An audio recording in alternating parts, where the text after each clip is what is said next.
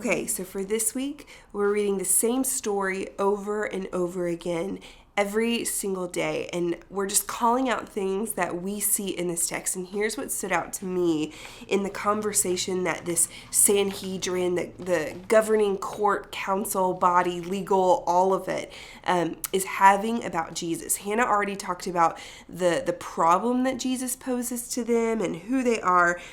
Here's what stands out to me, starting in verse 37. What are we accomplishing? They asked. Here's the main man performing many signs. If we let him go like this, everyone will believe in him, and the Romans will come and take away both our temple and our nation. Do you notice who they're focusing on? Right? Like, we know Jesus is a problem for them, but like nowhere in this conversation for the ruling body of the Jewish people's religious and political, social life, well, not political, but social life, like God's not even a part of this conversation at all. I circled how many times I saw the word we and our. What are we accomplishing if we let him go? Our temple, our nation. Their focus is on their own self-preservation. For right or wrong, nowhere in this do they think, oh, like we serve a God who makes impossible things happen, or we serve a God who's protected us in the past, and if we're just faithful to God, he's going to be faithful to us and protect us. Like nowhere is that anywhere in this conversation, and that's so ironic because, again, these are the people who are supposed to be guiding everyone else when it comes to their relationship with God. They're priests. And what does a priest do but mediate the relationship between God and someone else, in this case, the whole nation of Israel? And so I think it's really telling that they're just focused on themselves. And even in Caiaphas's response, check this out. He stands up, he's the high priest, so like the priest of priests, and he says, you guys know nothing at all, which, rude. And you do not realize it is better for you. Better for you. Not once does this group stop to say, what would God want us to do? Where is God in this situation? Who is Jesus to God? Where is God in this? And I don't think that's like a far-fetched thing for them to have thought through. Like, I think, how do we make decisions today? Do you sit down and determine what's best for you and your family, your temple, whatever that is, your workplace, your environments?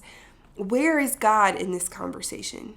Matt talked about on Sunday, like Jesus is nowhere to be found in this conversation. What happens when we take Jesus out of our lives? And I think that this shows what happens.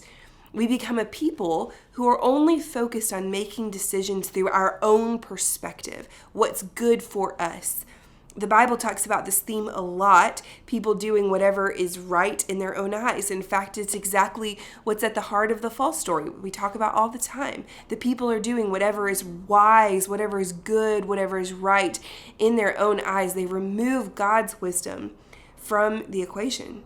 I wonder what would have happened. Maybe it wouldn't have changed anything. Maybe it would have changed everything if this governing body had stopped just for a moment and said, where's God in this? What would he have us do? What does God want to do in this situation? What does our past reveal about who God is? And I think this is ironic today for me because today is Ash Wednesday. And Ash Wednesday, of course, is the start of the Lenten season. But in particular, Ash Wednesday is a day where we pause and reflect on two things. One is our own mortality. To remember you are dust and to dust you will return. But it's also a day that we in the Christian tradition remember the ways that we have fallen short. And so today, on Ash Wednesday, and in light of this reading, I hope you'll just spend a little while just reflecting on that. You don't have to beat yourself up over it, and you don't have to spend hours confessing your sin, but just think about it. Don't let this day pass without considering the ways that we as an individual, I'm spending time thinking about me, but you spend time thinking about you. What are the ways that you fall short of God's best? What are the ways that you've taken God out of the equation completely and instead inserted your own wisdom? What are the ways that you're doing things that are right in your own eyes, right?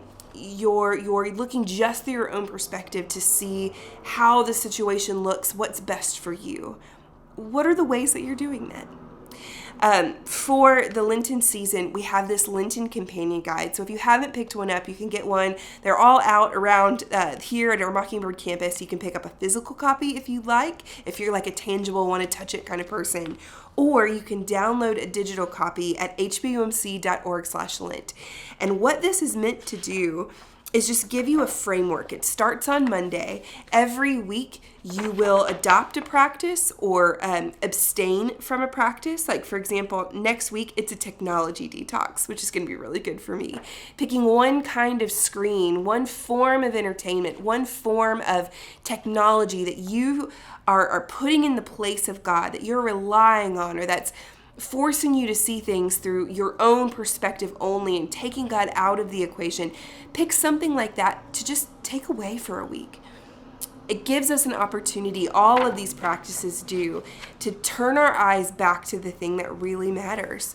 I hope that you'll pick one of these up and follow through with us, and I hope that one of these practices will stick for you.